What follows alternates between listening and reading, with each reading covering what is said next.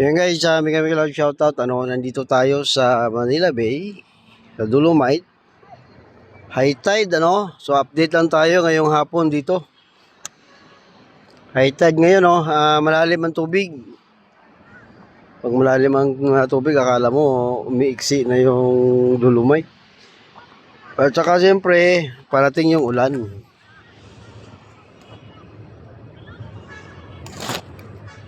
Yan, payong tayo. So ngayong araw, ganyan ang volume ng tao na namasyal dito. Yan. Kung hindi umulan, marami din naman sana. Kaso, umambon. At yung ulap, mukhang makapal, May mga dumarating pa naman.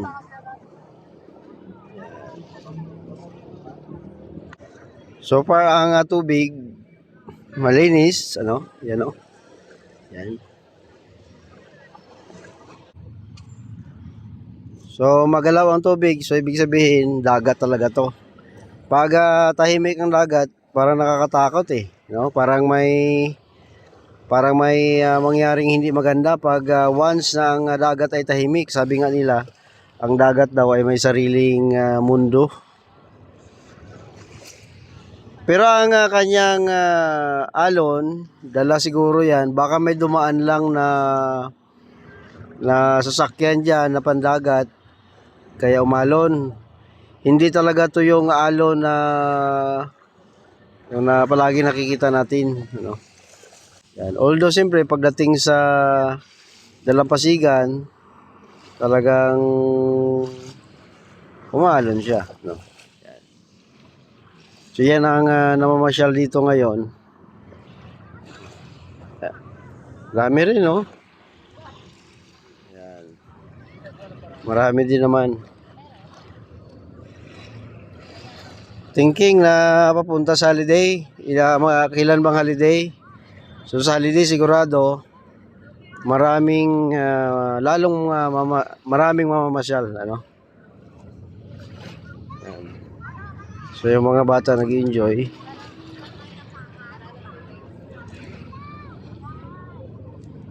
So ito may pariner, Ang ganda. Pogi din naman si sir. So, umambon kasi yan, mga bata gusto mo sana maglaro niyan. Pero wala na, umuwi na lang kasi baka magkasipon.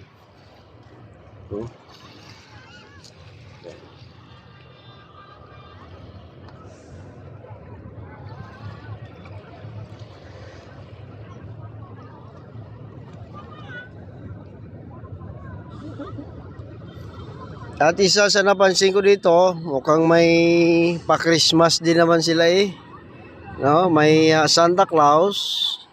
Wow, galing Galing ng mga ng mga gumawa nito. Pa-shout out, sino kayang gumawa nito?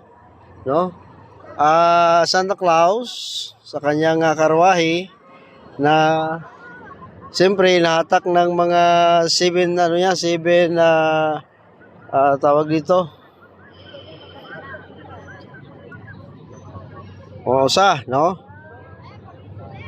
Siyempre, Red-Nosed Ranger, Rudolph, Red nose nga, Ngayon, ang isa sa nabiliban ko, kahoy, Kahoy. Galing galing lang gumawa nito Then, ang sungay ay sanga. Saludo sa gumawa nito kung sino man ang gumawa nito. Ang galing, Ang galing. Saludo ako sa gumawa nito.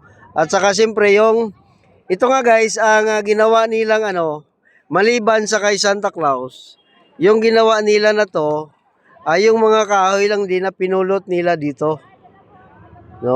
So ang mga takip, dito lang yan nila kinuha. Mga kahoy, siyempre dito lang din, sanga. So siguro sa sanga, mukhang hindi to inanod. Siguro sa ibang lugar kasi pag dito na kasi hindi naman makikita ang ganyan. Pero yung kahoy na yan, sigurado dito lang yan. Galing, ang galing So, saludo ako. May talent din ng mga pala yung mga ano natin eh. Mga tauhan dito. No? Yan. Pero mas believe sana ako kung lahat ng ginawa nila na yan, kung ang materialis ay gawa sa basura na nakuha dito. Yun sana ang tema, no? Maganda sana yun, ano? Yung mga plastic bottle, no? Yan, nilagay nila dyan. Ganun pa rin, maganda pa rin. Ano? Saludo ako sa gumawa nito.